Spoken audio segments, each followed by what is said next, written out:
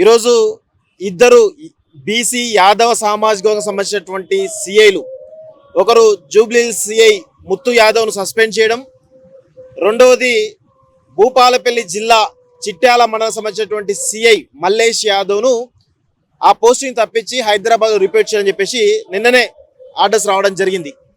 అయితే రెండు సమస్యల గురించి మనం డీటెయిల్గా మాట్లాడాలంటే ఫస్ట్ జూబ్లీహిల్స్ గురించి మాట్లాడదాం. జూబ్లీహిల్స్కి గత 20 సంవత్సరాలుగా 20 సంవత్సరాలు మాకు తెలిసినంత వరకు 20 సంవత్సరాలుగా అక్కడ అగ్రవర్ణాలకు సంబంధించినటువంటి వ్యక్తులే రాజ్యం వెళ్తున్నారు సిఐలుగా. మొట్టమొదటిసారి ఒక బీసీ యాదవ్ సంబంధించినటువంటి ముత్తు యాదవ్ రావడం జరిగింది. అది కూడా ఆయన వచ్చి నెల 2 నెలలు కూడా కాలేదు. కానీ ఇక్కడ జరుగుతున్న విషయం ఏంది, ఏం కారణంతో సస్పెండ్ చేశారంటే కొండా సురేఖకు సంబంధించినటువంటి ఓఎస్డి సుమంత్ను అరెస్ట్ చేయడంలో జాప్యం జరిగింది అని చెప్పేసి కూడా ఆ కారణంతో ముత్తు యాదవ్ సిఐని సస్పెండ్ చేయడం జరిగింది. మేము ఒకటే అడుగుతున్నాం, సిఐ దగ్గర సమాచారం ఉంది, సుమంత్ ఎవరైతే మాజీ ఓఎస్డి సుమంత్ ఎక్కడున్నాడు అనే విషయం రేవంత్ రెడ్డి దగ్గర సమాచారం ఉంది. అది కొండా సురేఖకు సంబంధించినటువంటి వాళ్ళ ఇంట్లో ఉన్నాడు అనేటువంటి సమాచారం రేవంత్ రెడ్డి దగ్గర ఉంది కదా. మరి ఇప్పుడు ఈ పోలీస్ డిపార్ట్మెంట్ను పంపించి మరి ఆయన అరెస్ట్ చేపిస్తారా అని మేము అడుగుతున్నాం. సుమంత్ ఎక్కడున్నాడో ఈరోజు పోలీస్ డిపార్ట్మెంట్ తెలియదా? ఈ దేశంలోనే అత్యంత ప్రతిష్టాత్మకమైనటువంటి పోలీస్ వ్యవస్థ, టెక్నాలజీ పరంగా ఉన్న పోలీస్ వ్యవస్థ ఏదైనా ఉంది అంటే అది తెలంగాణకు సంబంధించిన పోలీస్ వ్యవస్థ. మరి ముత్తు యాదవ్ను సస్పెండ్ చేసి దాదాపు 24 గంటలు దాటుతున్నప్పుడు కూడా ఎందుకు సుమంత్ను అరెస్ట్ చేయలేకపోతున్నారు, ఎవరు కాపాడుతున్నారు అని మీరు ఒకసారి మిమ్మల్ని మీరు అవలోకనం చేసుకోవాలి. ఇది కేవలం బీసీ సామాజిక వర్గం సంబంధించినటువంటి ఒక వ్యక్తులపైన వేటు వేయడానికి కారణంగా చెప్తున్నది చాలా స్పష్టంగా అర్థమైపోయింది. ఇది కేవలం ఒక యాదవ సామాజిక వర్గం బీసీ సామాజిక వర్గం పైన రేవంత్ రెడ్డి సర్కారు చేస్తున్నటువంటి కుట్రగా మేము చూస్తా ఉన్నాం. రెండో విషయం, చిట్యాలకు సంబంధించిన విషయంలో మల్లేష్ యాదవ్ను తప్పించడం జరిగింది అక్కడ పొజిషన్ నుంచి. అక్కడ ఎస్సీ ఎస్టీ అట్రాసిటీ కేసు సంబంధించినటువంటి విచారణాధికారి డిఎస్పీ ఈరోజు చాలా స్పష్టంగా మేము ఆరోపించడం, ఎవరైతే నిందితుడో కొక్కిరాల మధువంశీరావును కాపాడుతున్నది ఎమ్మెల్యే డిఎస్పీ అని చాలా స్పష్టంగా చెప్పినాం. మరి ఎమ్మెల్యే అంటే పక్కన పెట్టాను, కానీ డిఎస్పీ పైన చర్యలు తీసుకోకుండా కేవలం మధువంశీరావు పైన కేసు పెట్టి A1గా చూపించి అదేవిధంగా ఆయన అరెస్ట్ చేసినందుకు ఈరోజు మల్లేష్ యాదవ్ను, ఒక నిందితుని అరెస్ట్ చేసినందుకు మల్లేష్ యాదవ్ను ఆ పోస్టు నుంచి తప్పించినట్టుగా మాకు చాలా స్పష్టంగా అర్థమవుతుంది. ఇది బీసీల పైన జరుగుతున్నటువంటి కుట్రగా మనందరం కూడా గమనించాల్సిన అవసరం అయితే ఉంది. బీసీ సంఘాలు, ప్రజా సంఘాలు దీనిపైన స్పందించాలి. అదేవిధంగా ఇక్కడ ఇంకొక చాలా స్పష్టంగా జూబ్లీ సంబంధించిన వ్యవహారంలో మనం కొన్ని విషయాలు మాట్లాడుకోవాలి. ఇక్కడ ఎఫ్ఐఆర్ ఏది ఓఎస్డి సుమంత్ ఒక వ్యక్తిని కొట్టిండు, ఎవరు గొంగిడి హరికృష్ణ అనే వ్యక్తిని కొట్టిండు అని చెప్పేసి 20వ తారీఖు రోజు, ఏది లాస్ట్ వీక్ 20వ తారీఖు రోజు మేడిపల్లి పిఎస్లో 0 ఎఫ్ఐఆర్ ఫైల్ కావడం జరిగింది. అయితే అక్కడ చాలా స్పష్టంగా గుర్తుపెట్టుకోండి, ఎవరైతే గొంగిడి హరికృష్ణ అనే వ్యక్తి ఎవరైతే కంప్లైంట్ ఇచ్చిండో ఆ కంప్లైంట్ కాపీ నా దగ్గర ఉన్నది. ఒకసారి ఆ కంప్లైంట్ కాపీలో నేను ఒక చాలా క్లియర్గా చెప్తాను. నేను నా మిత్రుడు కిరణ్ కలిసి అని చెప్పేసి 2 సార్లు కిరణ్ పేరు ఆయన ఇచ్చిన కంప్లైంట్లో వాడతాడు.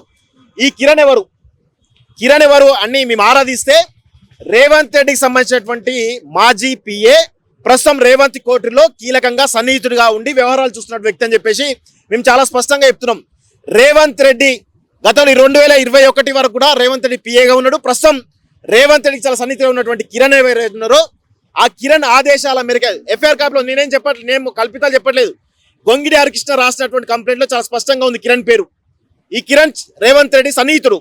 ఈయన ఆదేశాలతో ఈరోజు అక్కడ కేసు కట్టినట్టుగా తెలుస్తూ ఉంది. అదేవిధంగా దీనికంటే ముందు, ఇది ఎప్పుడు 20వ తారీఖు కేసు, దానికంటే ముందు మాదాపూర్ పిఎస్లో హరికృష్ణకు సంబంధించినటువంటి వ్యవహారం ఏదైతే ఉందో, గొంగిడి హరికృష్ణ సంబంధించినటువంటి వసూళ్ల చిట్టా ఏదైతే ఉందో, వసూళ్ల చిట్టా మొత్తం కూడా ఇట్లా అందరి దగ్గర వసూలు చేసిండు. ఎవరి పేరు చెప్పి? రేవంత్ రెడ్డి సన్నిహితుడు కిరణ్, ఈయన ఇద్దరు కలిసి చేసినటువంటి లెక్క ఎంత లెక్క తెలుసా? 1,80,00,000 1,80,00,000 లెక్క.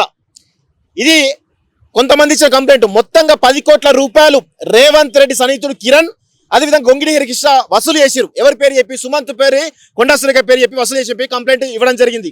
ఈ కంప్లైంట్ దానికంటే ముందు జరిగిన వ్యవహారమే సుమంత్ వీళ్ళని పిలిచిండు. ఎందుకురా భయ్ మా పేరు చెప్పి ఎందుకు వసూలు చేస్తారని చెప్పేసి స్థానికంగా ఉండేటువంటి జూబ్లీస్ పిఎస్ లో వీళ్ళను ఎవరు గొంగిడి హరికృష్ణను పంపించడం జరిగింది పోలీసు ఇన్ఫార్మ్ చేసి 20వ తారీఖు రోజు 20వ తారీఖు 20 కాదు 30వ తారీఖు రోజు 30వ తారీఖు రోజు జూబ్లీస్ పిఎస్ లో అర్ధరాత్రి సమయంలో గొంగిడి హరికృష్ణ జూబ్లీస్ పిఎస్ లో ఉన్నాడా, ఎన్ని గంటలు ఉన్నాడు, ఒకవేళ ఆయనకు దెబ్బలు తగిలితే మరి ఎందుకు ఇమ్మీడియట్ గా హాస్పిటల్ తీసుకుపోలేదు, ఇవన్నీ కూడా జూబ్లీస్ పిఎస్ సంబంధించినటువంటి సీసీటీవీ ఫుటేజ్ బయటకు తీస్తే అన్ని విషయాలు కూడా బయటపడతాయి.